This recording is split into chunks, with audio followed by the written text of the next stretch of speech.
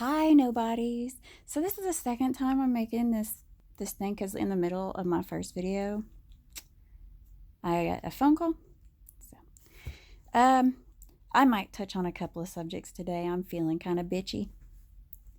That all comes down to, um, first thing this morning, I confirmed an appointment. I was supposed to go see the psychiatrist tomorrow about my med increase, and plus it was my 3-month appointment. Then around 11:30, almost noon, I get a phone call from Living Hope. And it's one of their people. I know it's not like the main receptionist because she knows me. But this one, she's like, well, you haven't seen your therapist in a month. You cannot go to this appointment. We're canceling it. And she said, well, I see you got one on for the 21st, which is after your appointment with your therapist. And I was like, yeah, they were supposed to have canceled that. And she goes, well, you're in luck that they didn't because you cannot come to tomorrow's. And I was like, okay. It's happened before where I've neglected to make an appointment or they neglected to make an appointment. But it didn't affect me seeing my psychiatrist. I knew that it was on the thing that you had to have therapy sessions. Like if you canceled a bunch of therapy sessions, they'd say, well, you've got to show up for one, if it became a problem. But it's never been a problem. I've been a patient of theirs for like 2 or 3 years. So I'm like, damn.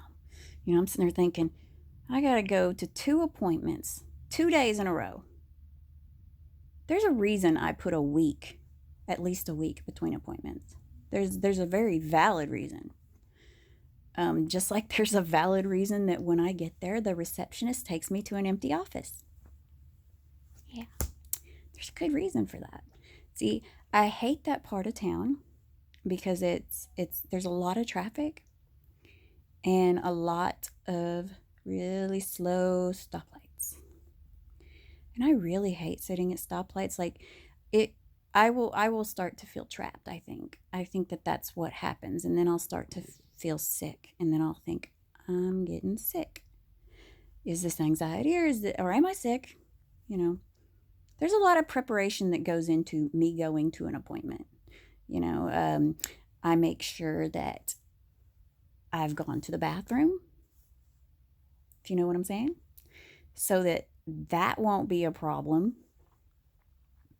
I make sure I eat, so that won't be a problem, and not too close to it either. I make sure that I take my Xanax, so on and so forth. So then I was like, well, hey, can you transfer me to the nurse? And she said, why do you need to talk to the nurse? Now, my husband was mad that she would even ask that. He's like, that's none of her business. I wasn't. I don't get offended that easily. So I said, well, they upped my dose and I'm going to run out by the 21st. And she says, no, you won't. You're good until August 30th. And I said, no, they upped my dose. I'm going to need more.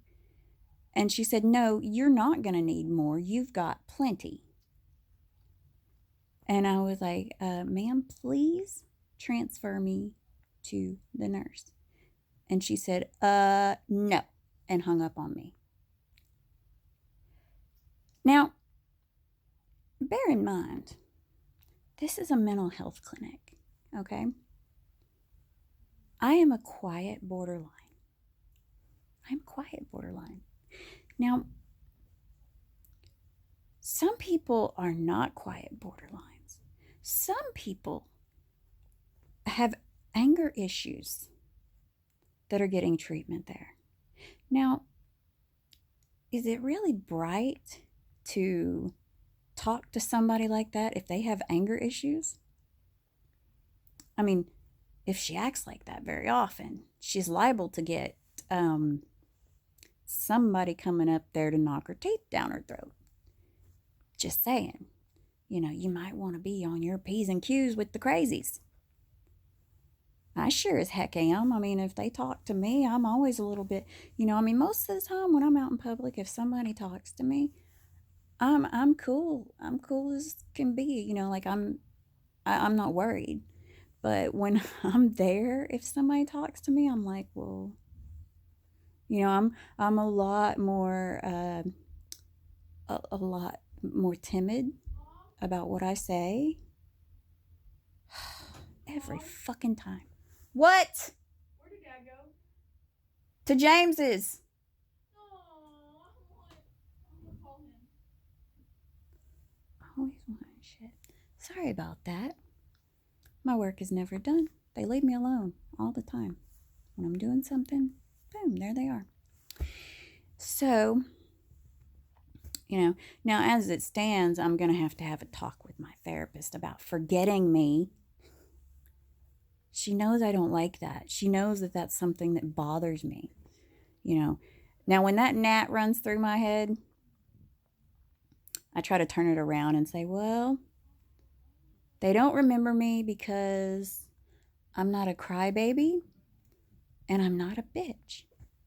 If I was a crybaby or a bitch, they'd remember, because if you're like, well, if I forget them, they're going to be calling me saying, well, I guess you hate me since you can't remember to come by and see me. I guess I'll go kill myself, you know.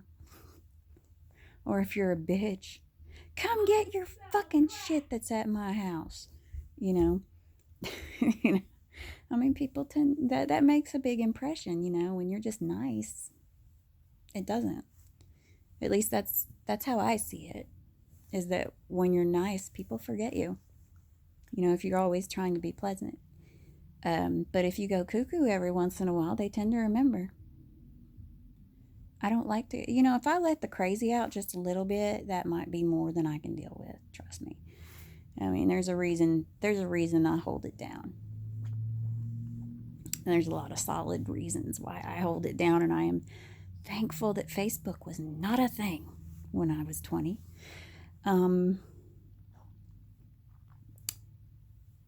So I had, in that vein, I had gotten an email from a friend, and I noticed that, and I didn't mention it when I replied to the email, but later on I was doing my diamond painting and I was sitting there thinking, something's up with him, because,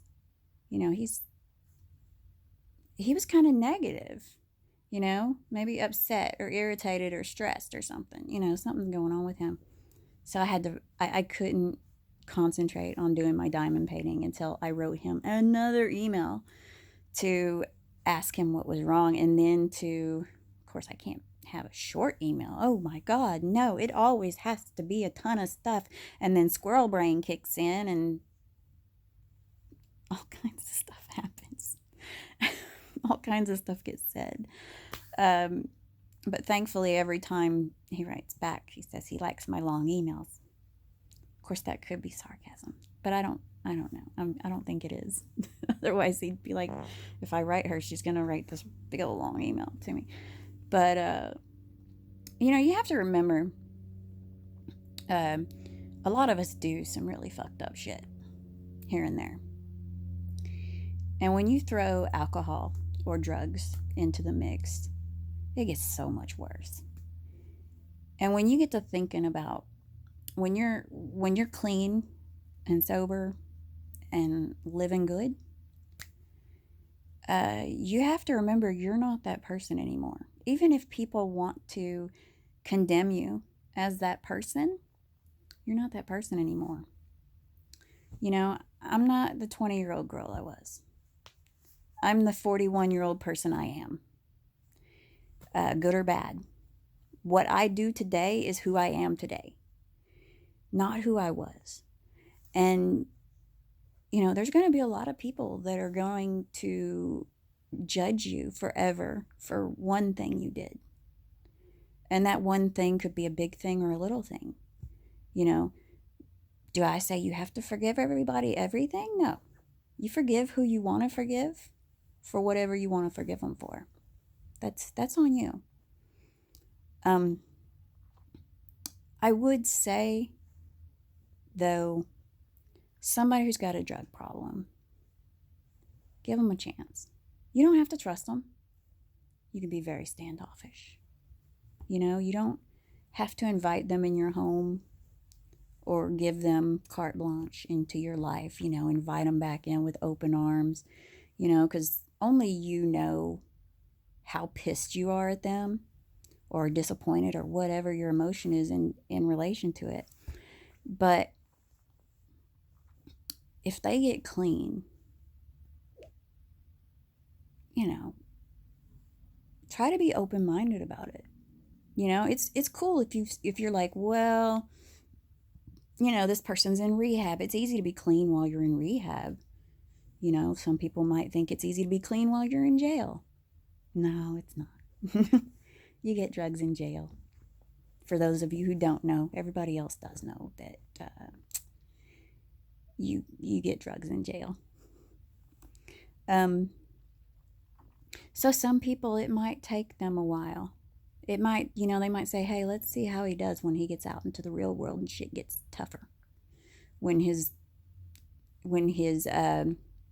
schedule is disrupted. I'm there regardless.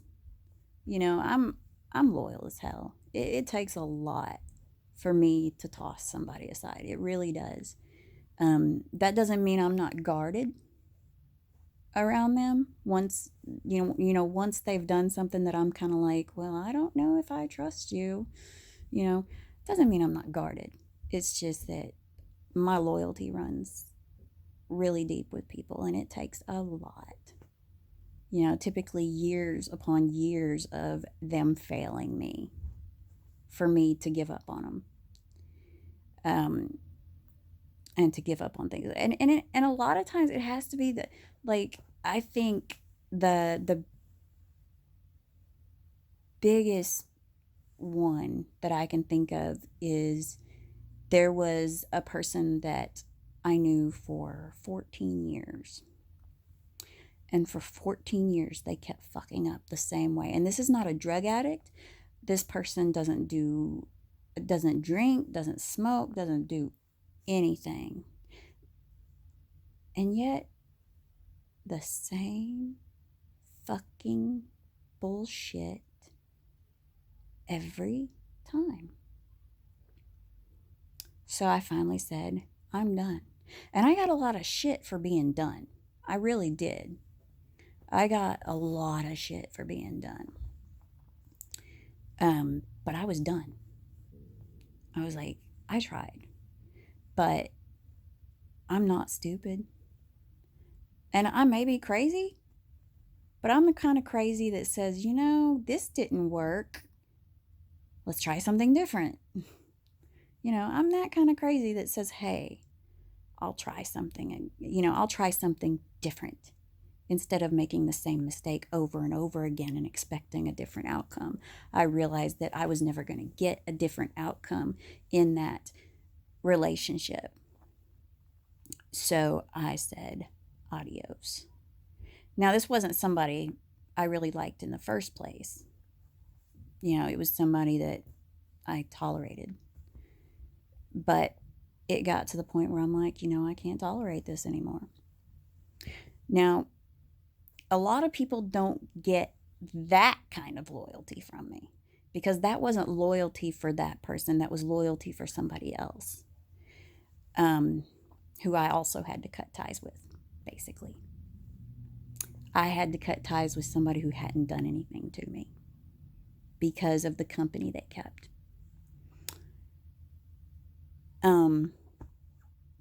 Now for other people, it's no big secret that I really don't like my brother-in-law. I really don't. That is not a big secret, and I've got tons of reasons why. But, he had some good years too. He had some decent years. But there are certain things that I won't accept, which is stealing. I don't care if you steal from Walmart, if you steal from the grocery store, but you don't steal from friends or family. You just don't.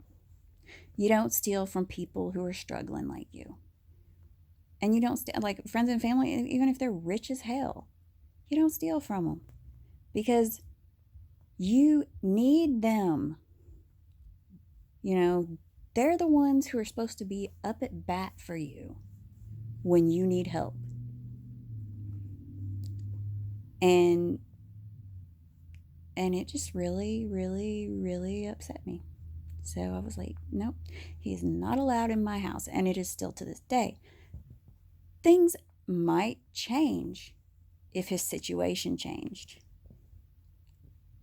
I can still see that a person can be saved. You know, is he evil? No, he just makes really bad decisions and I don't want to be a part of it. I don't want to be associated with it, you know. Because the whole time I've known him, he's only been clean for maybe 10 years. Maybe that. It depends on, I think he was married 10 years.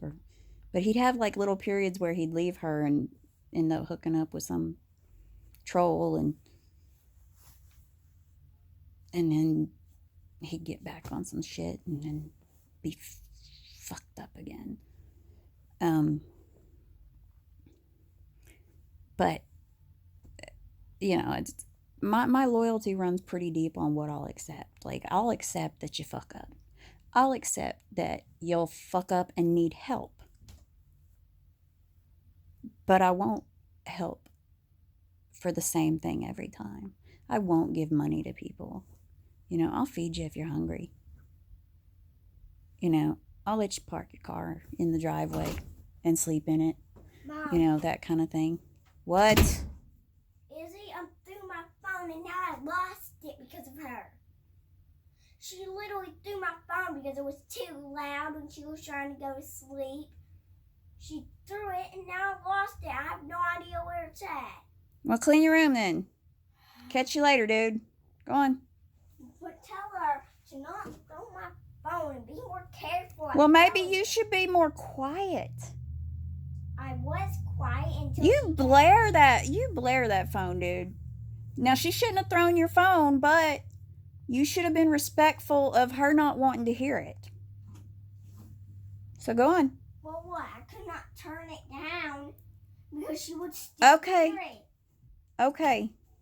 I understand completely. It's called having a sibling. So, you know, but don't let your past, even if people won't, you know, I got off track there, squirrel brain. Even if people you want to have a relationship with say, no man, I am done. You fucked up your last time. I am done. There is no forgiveness. Go away. Okay. Let them have that. Live your life. Be who you are. They want to keep you vilified as the person you were. If you're not that person anymore, and they won't let that go, you don't need them. You can find other people who are okay that you have a past that you're ashamed of or that you feel bad about. You know, you have a past that, you know, you'll tell them about because you want them to know that, you know, hey, I've got this problem. So if you do that kind of thing, please don't do that in front of me because I am an addict. You know, they might just share that, you know. But that's who they were.